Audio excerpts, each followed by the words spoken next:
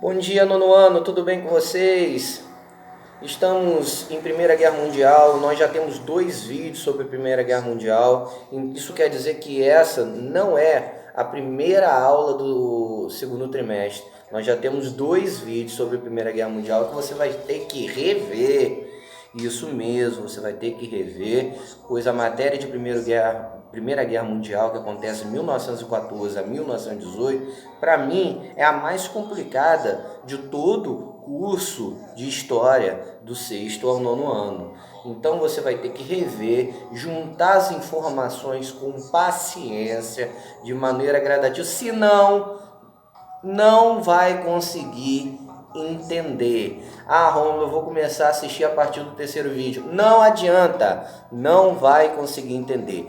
Hoje vocês vão receber as notinhas, posteriormente as médias de vocês, e eu estou com muita saudade que a gente possa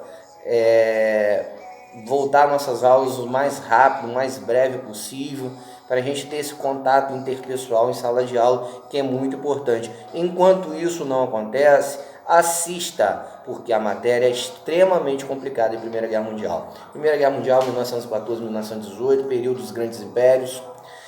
Nós temos a Tríplice Aliança e a Tríplice Entente. Nós paramos no momento da guerra conhecido como a morte de Francisco Ferdinando, que é conhecido como a centelha da guerra. O que é centelha? Aquilo que precisava para que a guerra começasse. Rômulo, a guerra começaria de qualquer maneira? Sim, ela começaria de qualquer jeito. Então foi um empurrãozinho que precisava para esse conflito, primeiro conflito em âmbito mundial acontecer. A morte de Francisco Ferdinando, um estudante, servo, Gallup, príncipe, ok?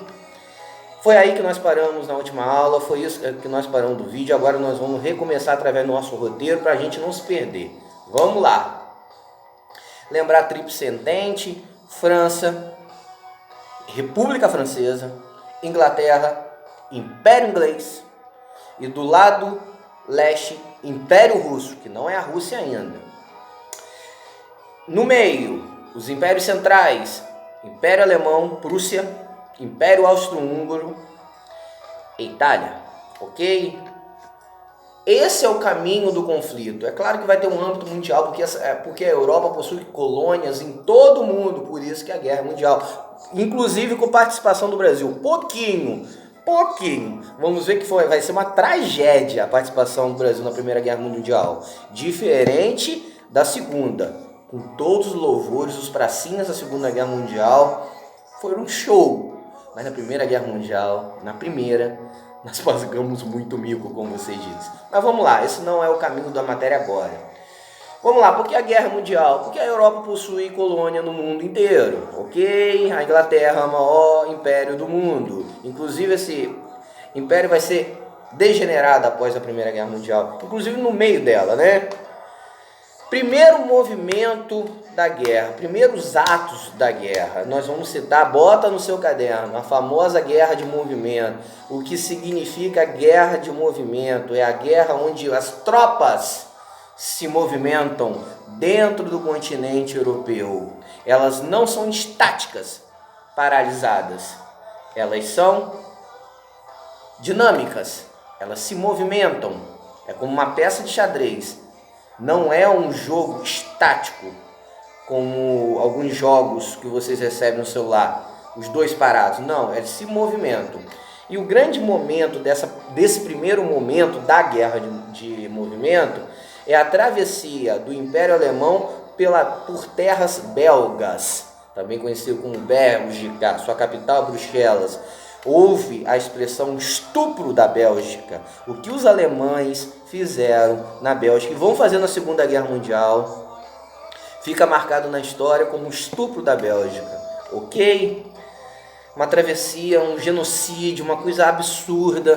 Por que atravessar a Bélgica? Porque é o caminho mais curto para se chegar à França. E aí nós temos a grande batalha conhecida entre Império Alemão e lá República Francesa, conhecida como a Batalha do Marne. Anota aí, é o primeiro momento da guerra. Batalha do Marne, França e Alemanha, ok? A Alemanha atravessa a Bélgica. para chegar à França. Coitada da Bélgica, eu ainda boto no roteiro. Alemanha, duas frentes. Essa frente é a frente oeste, né? E no outro lado tem o Império Russo nos calcanhares da Alemanha. E ele precisa olhar esse Império Russo, ok?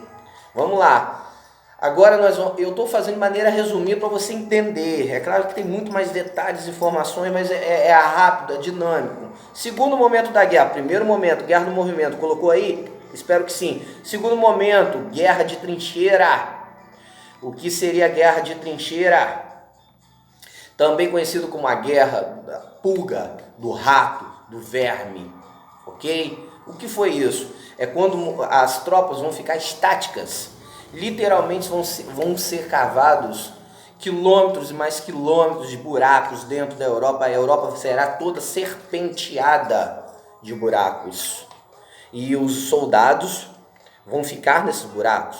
Aí você pensa assim, ah, legal, não há perigo. Mentira, os generais vão começar a realizar pequenas patrulhas nesse meio entre as duas tropas, conhecido como terra de ninguém. E ali a selvageria rola de uma maneira grotesca. Mortes e mais mortes. Carnificina. Ok? E uma curiosidade, você pensa, dentro da trincheira tranquilo, eu tô de boa. Não, você não tá de boa. Rato, pulga, verme, doença. Não existe saneamento básico nesses buracos, excrementos ao ar livre. O Marc Bloch, que é um dos maiores historiadores que a humanidade já fez, ele foi sargento da Primeira Guerra Mundial francês.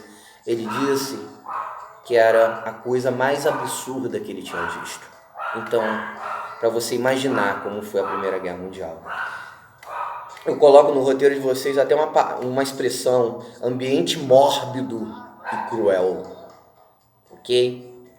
Umidade, fome, tudo de ruim. Nunca queira uma sociedade armada.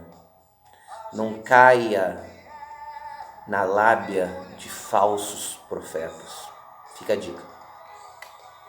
Vamos lá. Terceiro momento, que é dentro do segundo momento, que é a famosa guerra química. O que é guerra química? É a famosa guerra biológica. Muitos dizem que a pandemia do Covid-19, essa loucura, é uma guerra química comunista. Isso não existiu e jamais vai existir. Mas na Primeira Guerra Mundial, sim. Eu vou destacar o gás mostarda. O gás mostarda era praticamente letal, cegava a pessoa, queimava a pessoa, causava conjuntivite. Ah, Romulo, conjuntivite é curável. Uma espécie de conjuntivite que deixava a pessoa cega. Inclusive, eu até citei isso como curiosidade, o gás mostarda vai atingir o maior protagonista da Segunda Guerra Mundial, que é o Hitler. Que na primeira, esse austríaco é mensageiro, isso quer dizer que ele passava pela terra de ninguém.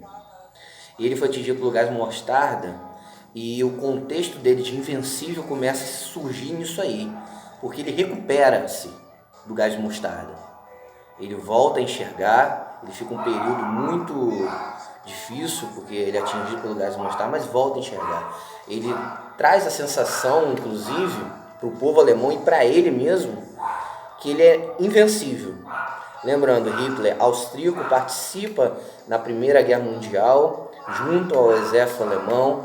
Ele tem um cargo no exército, um cargo difícil, que é o mensageiro, que passa pela terra de ninguém, que sai correndo pelos corredores do fronte, pelos corredores da trincheira, e escapa da Primeira Guerra Mundial e cria a vingança para a Segunda. Ele cria esse espírito de vingança, ok? Terceira parte, pronta. Não deixe de assistir as outras duas para juntar o quebra-cabeça da Primeira Guerra Mundial. Fique com Deus.